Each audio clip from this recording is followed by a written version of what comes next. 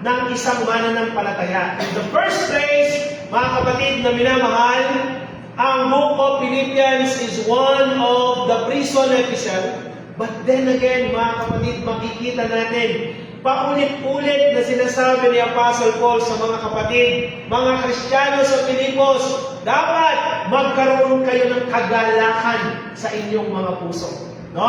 At kahit na ano man ang sitwasyon, kahit na ano man ang aming nararanasan, mga kapatid, ang kagalakan sa atin bilang mga Kristiyano ay nararapat.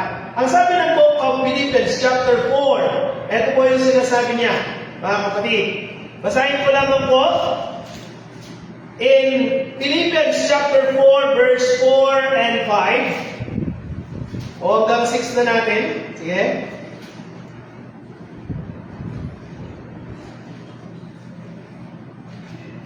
Yan. Ito, mga kapatid.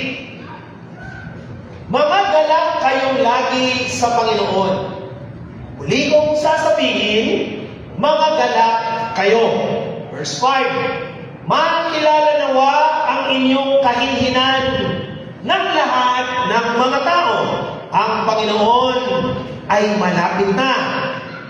Huwag kayong mga balisa sa anumang bagay, kundi sa lahat ng mga bagay, sa pamamagitan ng panalangin at daing na may pagpapasalamat, ay ipakilala ninyo ang inyong mga kahilingan sa Diyos. Rejoice in the Lord always. And again, I will say, sabi ni Apostle Paul, rejoice. Yan. Pagpalay tayo lahat ng ating Panginoon dito po sa kanyang mga banal na salita. Alam niyo po, ang kagalakan sa isang tao tunay ay wala pong katiyakan. Okay? Walang katiyakan yan. Sa atin bilang tao, on our natural and human attitude, human character, ang kagalakan sa atin ay walang katiyakan. Yan. Because nagkakaroon tayo ng mga mind condition, nagkakaroon tayo ng mood swing, nagkakaroon tayo ng mga iba't ibang mga bagay. So, joy, mga kapatid, is not guaranteed para sa atin. But, mga kapatid, to live in a constant joy is possible. Parang magkabaliktad, ano? Walang katiyakan ng kagalakan sa buhay ng isang tao, pero ang mamuhay ng may kagalakan sa ating mga puso ay posible. Yan ang buhay natin, mga kapatid.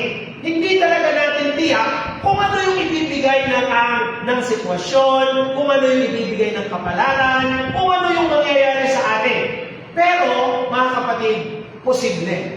No? At kung maiintindihan ng mga tao, lalo higit ng mga mananampalataya, kung maiintindihan nila yung kagalakan sa kanilang puso, sa kanilang buhay, in the first place, bilang isang mananampalataya, mga kapatid, posible at mangyayari sa buhay natin na kabila ng anumang sitwasyon ay pwede tayong magalak. Okay? No?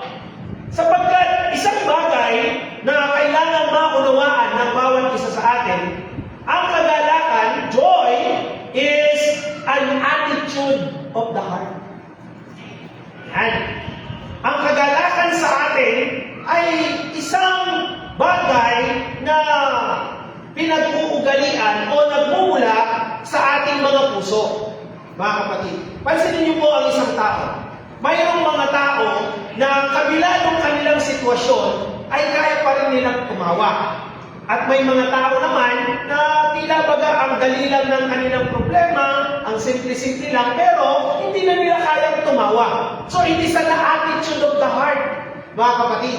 No, hindi lang yung condition ng utak mo, hindi lang yung mood mo. But it is a condition of the heart, mga kapatid. It is an attitude of the heart. Kung talagang sa ating mga puso, mga kapatid, ay binubukalan tayo ng kagalakan, talagang kaya natin yan, mga kapatid. Pero, syempre, yung bagay na yan, mga kapatid, yan po ay napag-aaralan, yan po ay natututuhan, at yan po ay nade-develop in several ways.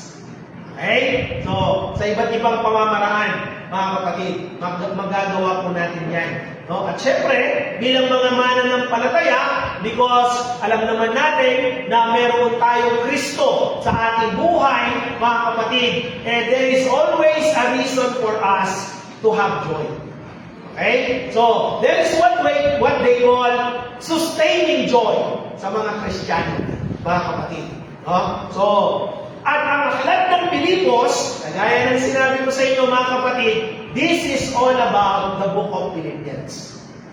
If you are going to read, kung gagawin mong devotional ang Philippians, makikita niyo po yung sinasabi ko, mga kapatid, that in every circumstances, in difficult situations, in different situations of our life, we should learn and have the sustaining joy sa ating mga buhay. Si Apostle po, wala na sigurong masihigit pa sa kanyang mga naranasan sa paglilingkod sa Panginoon. Pero mga kapatid, isipin mo ba naman, nasa loob ka ng kulungan, pero sinasabi mo sa mga sinusulatan mo sa labas, sinasabi niya, Philippians 4:4, mga galak kayong lagi sa Panginoon, at muli kong sasabihin, mga galak kayo. Pero siya, nasa loob ng bilangguan. Isipin mo yun, mga kapatid, nasa loob ng bilangguan. That's why, kung titignan natin, mga kapatid, talagang walang ibang nais si Apostol Pablo sa mga kapatid sa Pilipos, kundi maranasan nila yung kagalakan na kanyang nararanasan, mga kapatid. No? We have to be filled with joy and our mind filled with peace with our Lord Jesus Christ. Yan po yung pinakasimpleng mensahe ng Philippians, mga kapatid. Pero sa katotohanan, gaya nga po ng sinabi ko sa inyo kanina, ang kagalakan sa ating mga buhay ay walang katiyakan. Because there are some instances in life, there are some situations sa buhay natin na tinatawag nilang mga joy killer. Ang ibig sabihin, sila yung nagiging hadlang bakit hindi nararamdaman ng mga Kristiyano yung kagalakan sa kanilang buhay. And in the book of Philippians chapter 4, merong 4 na tinatawag si Apostle Paul na joy killer sa mga Kristiyano. Bakit hindi nararanasan ng mga Kristiyano yung sustaining joy? Bakit hindi nararanasan ng mga Kristiyano yung peace of mind? Bakit hindi nararanasan ng mga Kristiyano yung kagalakan na nagmumula sa Panginoon? Because meron pong joy killer. No? Na nagiging hadlang bakit ang mga mananampalataya ay hindi po nakakaranas ng kagalakan. At ito po yung una na pag-aaralan natin in Philippians chapter 4. One of the joy killer among the Christian, mga kapatid, is public division of the people of God. Kapag mayroong pagkakabaha-bahagi sa mga anak ng Diyos, sa mga mananampalataya, yan ang kauna-unahan na magiging hadlang para hindi po maranasan ng mga mananampalataya ang kagalakang mula sa Diyos. Pansin niyo po ito. Philippians chapter 4 verse 1. Isahin natin sa Philippians chapter 4 verse 1 to 3. Dito natin makikita yung sinasabi ko ng mga kapatid. Na kapag meron pong pagkakabaha-bahagi sa mga nasa loob ng iglesia, lalo na sa mga membro ng church, kapag meron pagkakabaha-bahagi at hindi pagkakasundo, yan po ay joy killer. Hindi na mararanasan yung kagalakan. Pansinin niyo po, pag meron kayong hindi kausap sa mga kapatid at nagpunta kayo pareho dito sa loob ng church, mararamdaman mo ba yung kagalakan? Tarigin ko lang po kayo. Honestly, honest to goodness, pag meron kang kapatid na hindi kausap, halimbawa lang, na meron kang kapatid, o meron member sa church, pareho kayo member sa church, pero hindi kayo nag-uusap, hindi kayo nagbabatian, may samaan kayo ng loob, hindi ba kahit sabihin mong nagsisimba ka, kahit na sabihin mo na nagpupuri ka, hindi ba nahahadlangan yung kagalakan sa iyong puso? Tama ba ako, mga kapatid? Yan po yung katotohanan. At dito, sa book of Philippians, meron pong ganyan na nangyari. Basahin natin, mga kapatid. Philippians chapter 4, verse 1. Kaya nga, mga kapatid kong minamahal at pinananabikan, aking katuwaan at putok, magsitibay nga kayo sa Panginoon, mga minamahal ko. Yan ang unang pambungad ni Apostle Paul in Philippians chapter 1. Pero meron muna akong gustong bigyang linaw sa ating lahat. Ang Philippians chapter 4, verse 1, mga kapatid, kaya po ginamitan niya ni Apostol Pablo ng salitang kaya nga, at sa wikang English ay therefore. Okay? Ang therefore is a concluding word sa kung anuman ang mga pinagsasabi ni Apostle Paul in the previous chapter. Okay? Kaya niya sila sinabihan. Kaya nga, mga kapatid ko minamahal. Sabi niya, ayun o, therefore, my beloved brethren. Bakit? Ano bang sinabi ni Apostle Paul sa kanila? Balikan na rin, ha? Bago tayo magpatuloy. Pwede? Nakikinig kayo? O, para maintindihan lang natin, bakit niya sinabi sa mga kapatid? Kaya nga, mga kapatid. Diba? O, tingnan nyo. Tingnan nyo sa verse 17 ng Philippians chapter 3. Mga kapatid, kayo'y mga kaisang tumulad sa akin, at tandaan ninyo ang mga nagsisilakad ng gayon ayon sa halimbawa nakikita nyo sa akin. So, hinikayat niya sila, nagayahin siya sa kanyang pamumuhay bilang mananampalataya, sa kanyang paglilingkod. At sabi niya, tandaan nyo rin naman yung mga nagsisilakad din naman ng gayon o ng kagaya ko. So, 18. Sapagkat marami ang mga nagsisilakad na siyang madalas na aming sinabi sa inyo, at ngayon sinasabi ko sa inyo na may pag-iyak na sila ang mga kaaway ng krus ni Kristo. Sabi ni Apostle Paul, sino yung mga yon? Na ang kanilang kahihinatnan ay ang kapahamakan, na ang kanilang Diyos ay ang kanilang tiyan, at ang kanilang kapurihan ay nasa kanilang kahihiyan, na nag-iisip ng mga bagay na ukol sa lupa. Yan pala yung mga kaaway ng krus ni Kristo, mga kapatid. At pinaalalahanan niya ang mga kapatid sa Pilipos. Ano pang sabi niya? Sapagkat ang ating pagkamamamayan ay nasa langit, mula doon ay hinihintay naman natin ang tagapagligtas, ang Panginoong Jesucristo, na siyang magbabago ng katawan ng ating pagkamababa upang maging katulad ng katawan ng kanyang kalwalatian ayon sa paggawa na may pagpapasuko niya sa lahat ng mga bagay sa kanya. At doon niya sinabi, kaya nga, mga kapatid.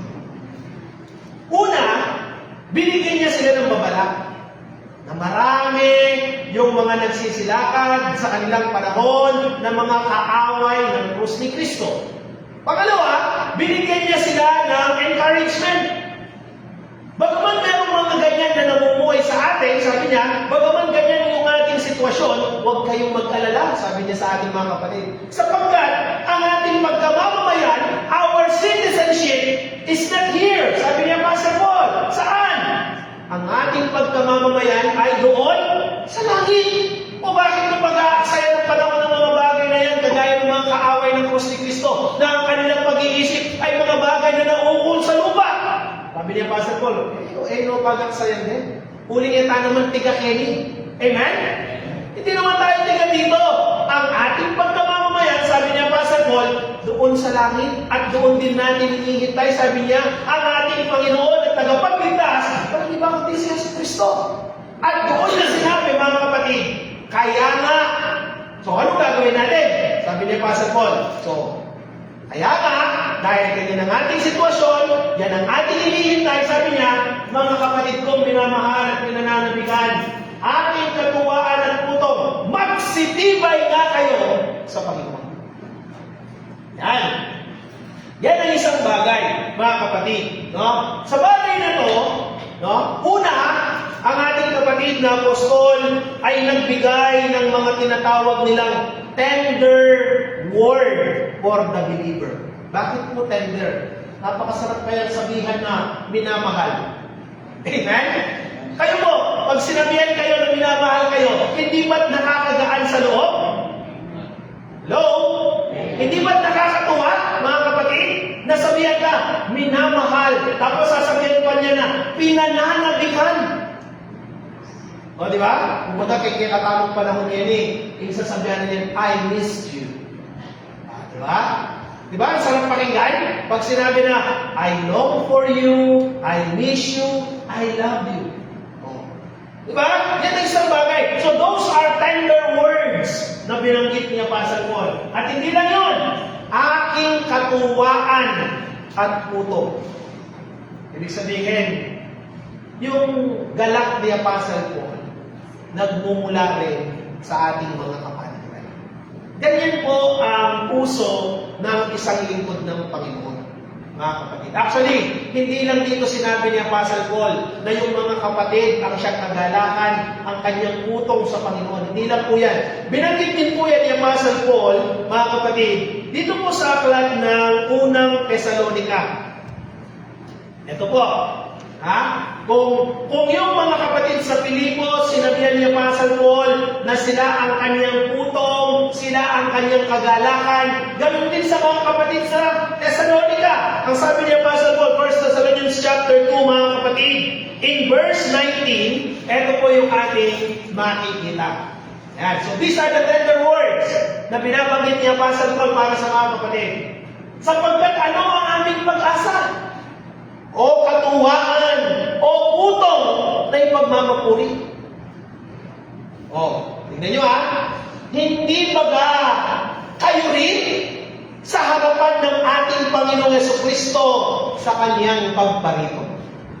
Kaya ang kagalakan ng isang pastor, ang putong o reward, ang crown ng isang pastor ay magmumula sa kanyang pinapastolan, mga kapatid. Kapag ang kanyang mga pinapastulan ay talagang matapat na naglilingkod sa Panginoon, kapag ang kanyang mga pinapastulan ay talagang naglilingkod sa Diyos, at higit sa lahat, nandiyan yung kanilang pag-ibig at paglilingkod sa Panginoon, talaga namang yung pastor, qualified siya dun sa crown, mga kapatid. Kasi hindi naman lahat ng mga pastor makakakuha ng crown. Na binabanggit dun sa book of 1 Peter chapter 5, hindi po lahat, mga kapatid. No? Pero ito po yung sinasabi ni Apostle Paul. So, yan po yung sinabi niya, mga kapatid. Now, hindi lang po mga tender word ang binanggit ni Apostle Paul in Philippians chapter 4 verse 1. Pero, meron din po siyang binanggit na mga tough word o talagang matapang na mga pananalita. Anong sabi niya sa mga kapatid? Balik natin doon sa Philippians chapter 4 verse 1. Magsitibay kayo sa Panginoon. Sabi ni Apostle Paul. Sa English, mga kapatid, therefore, my beloved and longed for brethren, my joy and crown, stand fast. Yan ba yung nakalagay sa English? Stand fast in the Lord, my dearly beloved. Alam niyo po, mga kapatid, yung salitang stand fast, actually, parang command sa officer, sa mga army. Si Lolo, alam niya yung mga command na yan kapag nasa training ka ng army. May mga command na talagang kailangan mong mag-stand straight. Pag sinabihan ka ng yung officer, don't stoop down! Mga ganyan, 45 degrees, stoop in Joseph! Mga ganyan, pagka narinig mo yan sa araw ni sino kami, talaga naman, hindi ko po, dugdugan ako pa rin. Gusto nga ka, niyaga ako gusto, isa akong palwal ka mga yan. At ginagamit nila, mga kapatid, during battle, yung stand fast. Yung parang, di ba, pag nasa battle na kayo, mga kapatid, dapat lahat kayo in alert. Dapat talagang, wala mo kaya na naman ting kakisikan ng pumega na gano'n. Diyan po ginagamit yung salitang stand fast, mga kapatid. No? So, itong word na to, mga kapatid, na ginagamit, ay sinasabihan niya Apostle Paul, mga kapatid, na we are in the battle, and we are in the ground of battle, And therefore, kailangan nating magpalakas. Not of ourselves, but in the Lord. So yung source of strength natin, sabi niya, ay walang iba, kundi ang ating Panginoon. Yan. So, yan po yung sinasabi ni Apostle Paul, mga kapatid. Sa totoo lang, Kristiyano ha, sa panahon natin ngayon, sa lahat ng mga nangyayari na yan, napakahirap para sa atin to be strong in the Lord, to stand firm, to stand fast in the faith during our time is not easy. Hindi madali.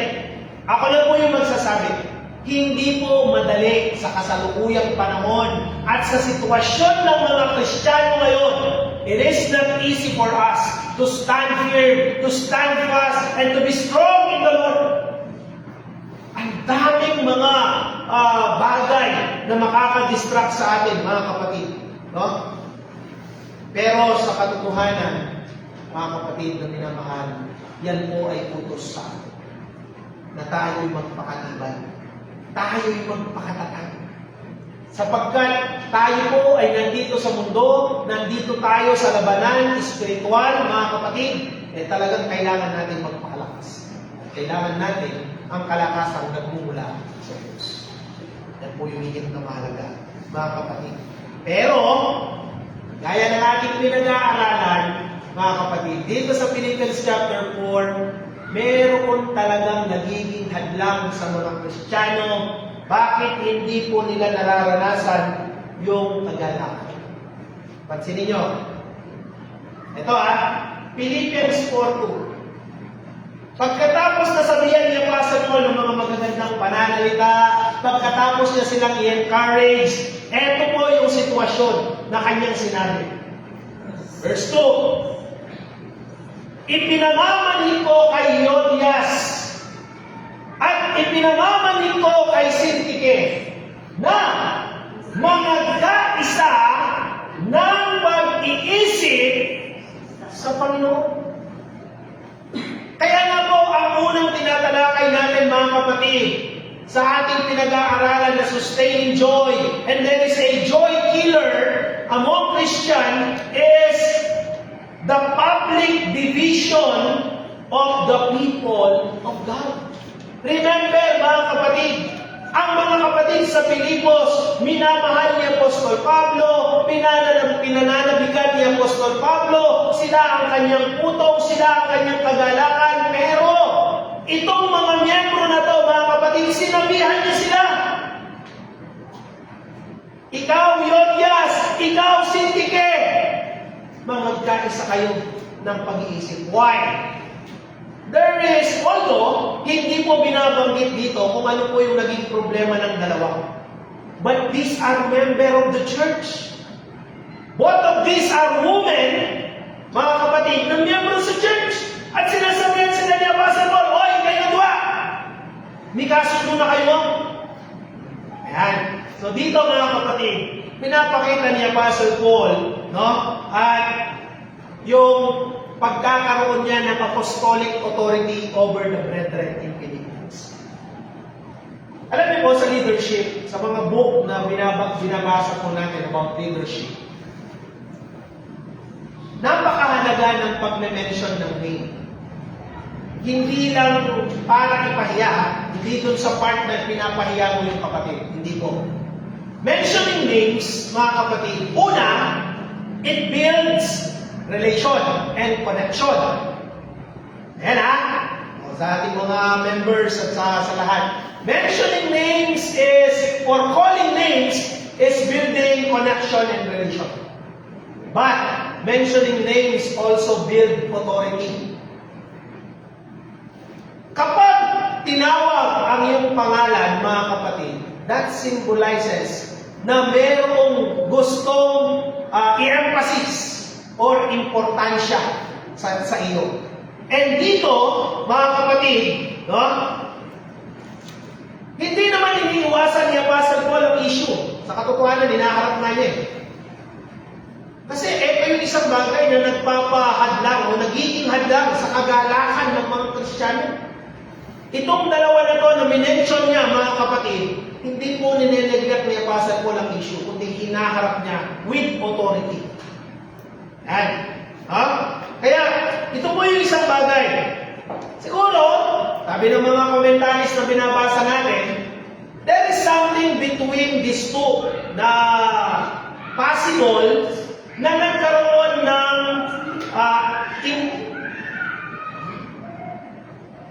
ano yan?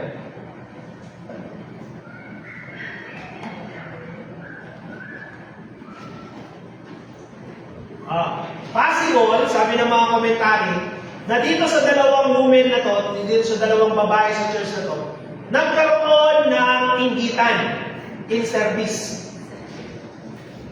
Okay? Or, pwede rin na merong nakaligtaan na ma-recognize ang isa doon sa bagay na kanyang ginawa. Bakit?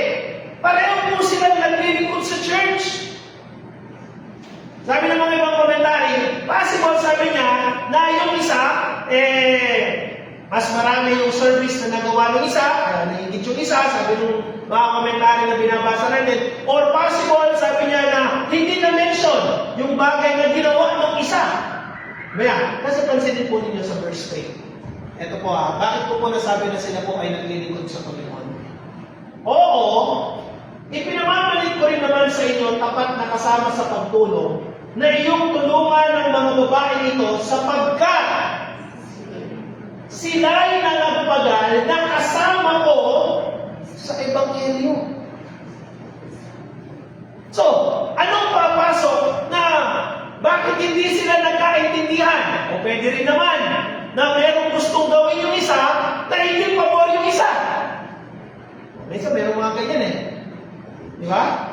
Sa loob ng church, dahil hindi pabor dun sa isa at gusto ng isa yung sa kanya yung masunod, nagkakaroon ng tampuhan sa loob ng church. O possible yan. Kasi pareho silang nagpapagal sa Ebanghelyo Nakuha mo niyo mga kapatid?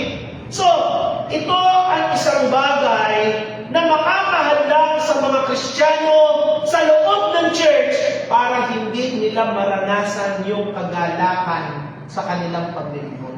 Mga kapatid. At isang bagay na dapat nating maintindihan bilang mga mananampalataya, whenever there is something, kung meron man na mga bagay na nangyayari kagaya nito, mga kapatid, huwag tayong magpadala sa ating mga emosyon. Okay? Huwag din tayong magpadala sa ating mga pride at sa ating mga ego.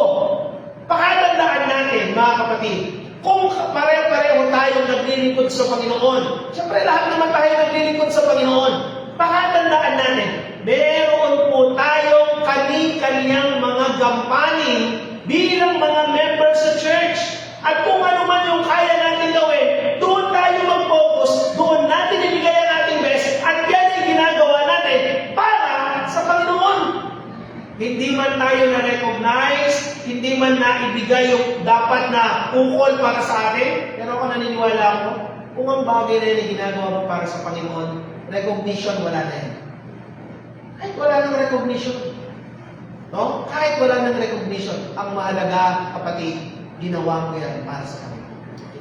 Di ba? So itong dalawa na to, na minention ni Apostle Paul, si Yodias at saka si Syntyche, mga kapatid, sinabihan niya sila, oy, kayong dalawa, magkaisa kayo ng pag-iisip. Di ba? Pansinin po nito. Sa loob ng church, kapag lahat ng mga miyembro, mga kapatid, magkakasundo, nagkakaroon ng maayos na fellowship at kung ano man, mga kapatid, napakasarap maglingkod sa Panginoon. Yun nga yung sinasabi ko sa inyo, pag meron kang hindi kausap sa loob ng church, napakahirap maglingkod. Ikaw mismo, apektado ka Di ba? Ikaw mismo, apektado ka. Pag meron kang hindi kausap sa mga membro, kaya may kasabing pastor, ikaw mismo, may sakitan ka. Alam? Ikaw mismo, nahihirapan sa paglilingkod. Ganyan po yung isang bagay na pinapakita sa atin ni Apostle Paul, mga kapatid. And the remedy, yung solusyon ni Apostle Paul para sa kanilang dalawa, sabi niya, be of the same mind. Kung meron kang gustong gawin, pag-usapan nyo, at kung ano yung nakakabuti, then do it. Walang tampuhan, walang inggitan, only service for the Lord. Amen? O, yan po yung isang bagay, mga kapatid. At sa kahit na naman, bilang mga membro sa church, hindi po dapat mangibabaw sa atin, hindi pagkakaunawaan. As much as possible, at the easiest way, resolve kagad yan. Pag hindi na-resolve, isa pang remedy ni Apostle Paul, sinabihan niya yung mga nandun sa loob ng church. Sabi niya, ipinamamalit ko rin naman sa inyo, tapat na kasama sa pagtulong. O, sino sinasabihan niya? Yung mga iba pang manggagawa. O, tingnan nyo ha. Sapagkat sila yung nagpagal na kasama ko sa Ebanghelyo, at kasama rin naman si Clemente, at ng ibang aking mga kamanggagawa, na ang kanilang pangalan ay nangasa aklat ng buhay. Sinabihan niya yung mga ibang mga manggagawa sa Philippian Church. Sabi niya, okay, kayo, pibatiyo rin ang doon rin. Pisabiyo rin ang doon rin. Pikasundo rin ang doon rin. Diba? Kung hindi makuha, dun sa dalawa na hindi sila magkasundo, gagamit pa rin ng iba, mga manggagawa sa church. Sila naman ang mamamagitan. Para nang sa gayon, hindi po nakahadlangan ang kagalakan sa bawat isa. So when there is division, when there is something inside the church, kapag meron hindi pagkakasundo, kapag meron mga bagay na hindi pagkakaunawaan, pagka meron mga tampuhan sa loob ng church, nakahadlangan yung sustaining joy na dapat sana ay maranasan ng bawat isa sa atin, mga kapatid. Kaya nga, dapat ang gawin po natin para hindi mahadlangan yung ating kagalakan, mga kapatid, dapat merong settlement, merong remedy, meron pong pagkikipag-usap. Make peace with all the brethren, make peace with all men. Okay? Para hindi po mahadlangan. Yan ang unang-unang joy killer na dapat natin maintindihan, mga kapatid. Okay? So yan po yung unang joy killer. At nawa, mga kapatid, sa darating pa ng Miyerkules ay mapag-usapan pa natin yung mga iba pang mga nagiging hadlang sa mga kagalakan ng mga mananampalataya. Okay? Pagpalay po kayo lahat ng ating po Panginoon, mga kapatid, at nawa, manatili po sa ating mga puso kaisipan ang kagalakan na nagmumula sa ating pong Panginoon. Magandang gabi at mapagpalang gabi po sa bawat isa. Amen.